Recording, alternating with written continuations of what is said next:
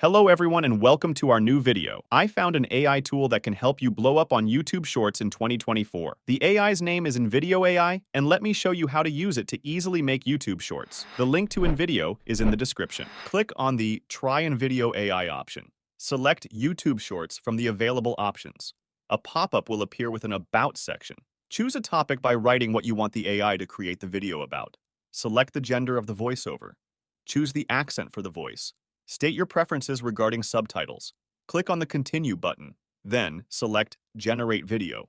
InVideo AI will analyze your prompt and start generating the video. Here, you can specify your target audience type, the look and feel you desire for the video, the platform you are targeting, for example, YouTube Shorts. The video will take a few minutes to generate. Once generated, you can preview it in the Edit section. In the Edit section, you can make changes to the video created by InVideo AI. There are also sentences provided below the video that you can edit for a better script.